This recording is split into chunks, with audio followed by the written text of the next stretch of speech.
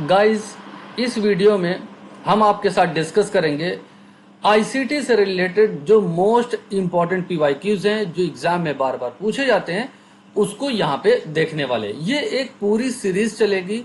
उस सीरीज का ये पहला हिस्सा है जिसमें जो दिसंबर 2025 में जो एग्जाम हुआ था, दिसंबर और जनवरी में, उन सभी क्वेश्चन को हम यहाँ पे डिस्कस करेंगे। और अभी तक आपने अगर टेलीग्राम चैनल को ज्वाइन नहीं किया है तो ये टेलीग्राम चैनल है का लिंक है, इसको ज्वाइन कर लें ताकि जो भी पीवाईक्यूज वगैरह हम यहाँ पे देते हैं आप डेली बेसिस पे इसको पीवाईक्यूज को करेंगे। पीवाईक्यूज मोस्ट इंपॉर्टेंट होता है अगर कोई भी एग्जाम आपको क्रैक करना है तो। पहला सवाल आपके सामने क्या है, लिस्ट 1 और लिस्ट 2 दी गई है।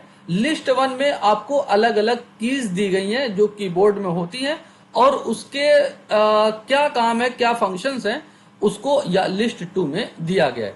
तो आपको मैच करना है कि लिस्ट 1 का लिस्ट 2 से कैसे मैच किया जाता है। डिजिट की, डिजिट मतलब जो न्यूमेरिकल कीज होती हैं, न्यूमेरिकल कीज राइट हैंड में होती हैं। कीबोर्ड के 1 2 3 नमलाक वगैरह होता है तो वो क्या लिखती हैं, 1 2 3 वगैरह लिखती हैं। क्या लिखती हैं, न्यूमेरिक कीवर्ड होता है, यानी डिजिट की डिजिट वगैरह टाइप करते हैं, पहले का दूसरा मैच करेगा। स्पेशल कैरेक्टर कीज होती हैं। स्पेशल कैरेक्टर कीज क्या होती हैं, जैसे प्लस हो गया, माइनस हो गया, @ हो गया, एंड हो गया, डॉलर हो गया, हैशटैग हो गया, ये सब क्या स्पेशल कैरेक्टर हैं। तो बी का चौथा मैच करेगा। नॉन प्रिंटेबल कीज हैं, मतलब क्या है, ये जो आप प्रेस तो करते हैं कीबोर्ड में लेकिन वो नॉन प्रिंटेबल होता है, नॉन विजिबल होता है, आप उसको देख नहीं सकते। जैसे आपका बैक स्पेस हो गया, रिटर्न हो गया, स्पेस बार हो गया, ये आपका नॉन प्रिंटेबल कीज होते हैं। सी का पहला मैच करेगा।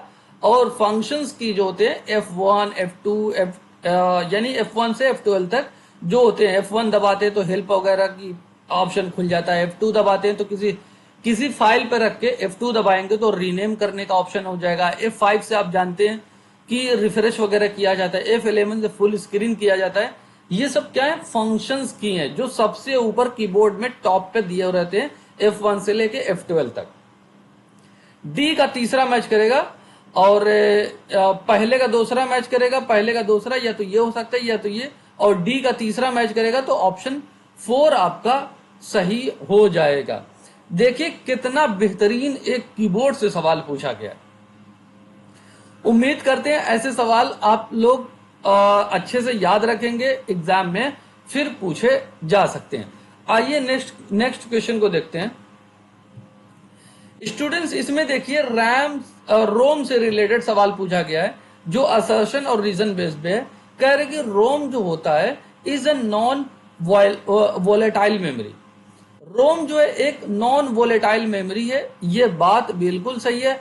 अब नॉन वोलेटाइल का मतलब समझ लेते हैं। नॉन वोलेटाइल का मतलब होता है जब आप कंप्यूटर बंद करते हैं तो बंद करने के बाद जो आपके रोम में जो डेटा स्टोर्ड होता है वो डिलीट नहीं होता है, इसी को बोलते हैं नॉन वोलेटाइल मेमोरी। ये बात तो बिल्कुल सही है। रीजन में देख लेते हैं। रोम जो होता है does not lose it content when power is switched off. मतलब वही बात कही गई है जो यहाँ पे नॉन वोलेटाइल की होती है, डेटा लूज नहीं होता है। तो ये भी हमारा सही है और करेक्ट एक्सप्लेनेशन भी है, तो ऑप्शन ए इसका सही हो जाएगा। याद रखेंगे कि रैम और रोम से रिलेटेड एग्जाम में बार बार सवाल देखने को मिलते हैं। रैम क्या होता है, रैंडम एक्सेस मेमोरी। ये वोलेटाइल होती है, इसमें कंप्यूटर बंद होने के बाद डेटा जो होता है डिलीट हो जाता है जो रोम में होता है। ये बात याद रखेंगे, ये वोलेटाइल मेमोरी होती है। यहां पे देखें, यहां पे आपसे पूछा गया कि कौन सा इसमें ऐसा है जो फाइल फॉर्मेट का एग्जाम्पल नहीं है, जो कौन सा फाइल फॉर्मेट इमेज के लिए नहीं है। इसका मतलब 3 ऑप्शन इमेज के फाइल फॉर्मेट के हैं, एक ऑप्शन कोई नहीं है। तो बिटमैप इमेज के लिए होता है, टिफ इमेज के लिए होता है, जेपीजी इमेज के लिए होता है, वेव जो होता है ये इमेज के लिए नहीं है, ऑप्शन 4 आपका सही है। तब ये किसके लिए भाई, ये ऑडियो रिकॉर्ड वगैरह के लिए, यानी उसका एक्सटेंशन फॉर्म है ऑडियो का, इमेज का नहीं है। इसको देख लेते हैं थोड़ा सा डिटेल में। जैसे बिड मैप हो गया, ठीक है ना, store image data pixel by pixel यहाँ पे यूज किया जाता है। टिफ क्या होता है आपका, high quality image file format होता है, जो पब्लिशिंग वगैरह के लिए, स्कैनिंग वगैरह के लिए यूज किया जाता है। जेपीजी क्या होता है, popular compress image file format होता है, जो फोटो वगैरह के लिए यूज किया जाता है। वेव आपका जो है ये ऑडियो फाइल फॉर्मेट है, जो हमने आपको बताया था। यहाँ पे फाइल इमेज के लिए कौन कौन से याद रख लेने, जेपीजी, पीएनजी, बिटमैप, जीआईएफ और टिफ और वेब पी, ये क्या है, इमेज के लिए फाइल फॉर्मेट है। और ऑडियो के लिए क्या है, वेव है, MP3 है, ACC, AAC और WMA, ये क्या है, ये ऑडियो के लिए हैं। इतनी बातें आपको याद रखनी है। अगले सवाल को देखते हैं। यहां पे देखिए डिसेंडिंग ऑर्डर में आपको लगाना है, किस हिसाब से, प्रोसेसिंग पावर के हिसाब से, यानी सबसे ज्यादा प्रोसेस पावर किसके पास है और सबसे कम किसके पास है, यानी सबसे ज्यादा शक्तिशाली कौन है और सबसे कम कौन है। तो स्टूडेंट्स यहाँ पे main frame, super computer, mini computer, micro computer, जो कि नाम ही से पता चल रहा है सुपर कंप्यूटर सबसे ज्यादा शक्तिशाली होता है।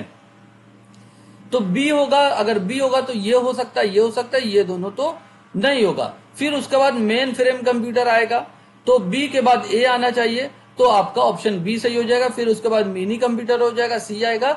सबसे छोटा जो होता है, सबसे कम जो पावर लगता है, वो माइक्रो कंप्यूटर होता है, जो हम लोग यूज करते हैं। मिनी कंप्यूटर लैपटॉप वगैरह, सॉरी मिनी कंप्यूटर कर रहे हैं, जो लैपटॉप वगैरह डेस्कटॉप वगैरह होते हैं, ये माइक्रो कंप्यूटर की कैटेगरी में आते हैं, जो सबसे कम पावर को खींचते हैं।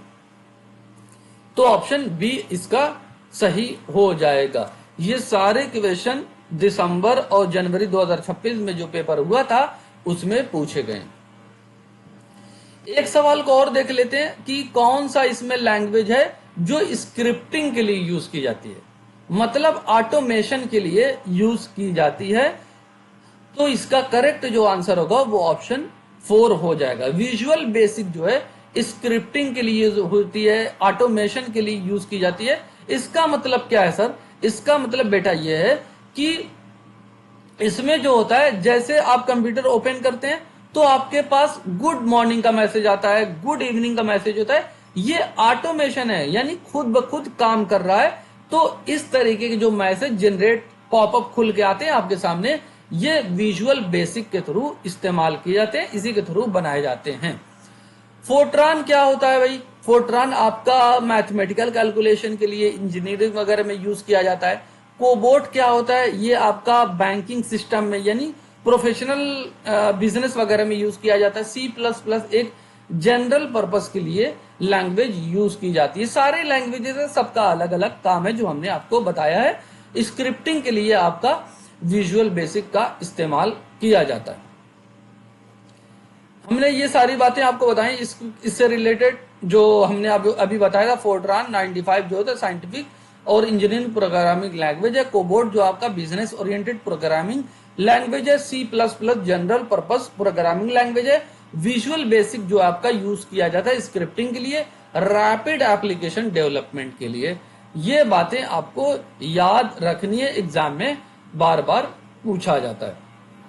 आई होप ये सारी चीजें आपको क्लियर हुई होंगी। इसके अलावा अब ये सीरीज चलती जाएगी जब तक हमारा ये पूरा जो दिसंबर में सवाल पूछा गया उसको हम कंप्लीट नहीं कर पाते हैं। टाइम पे हम इसको लेके आते रहेंगे। उम्मीद करते हैं इस वीडियो को आप पूरे अच्छे से देखेंगे और नोट्स वगैरह भी बनाएंगे। हम सभी चीजों को बिल्कुल डिटेल में बात करेंगे। वीडियो कैसी लगी, वीडियो अच्छी लगी तो वीडियो को लाइक करें और चैनल को सब्सक्राइब करें ताकि आने वाली सभी वीडियो का नोटिफिकेशन आपको मिलता रहे। Thank you for watching video. God bless you all.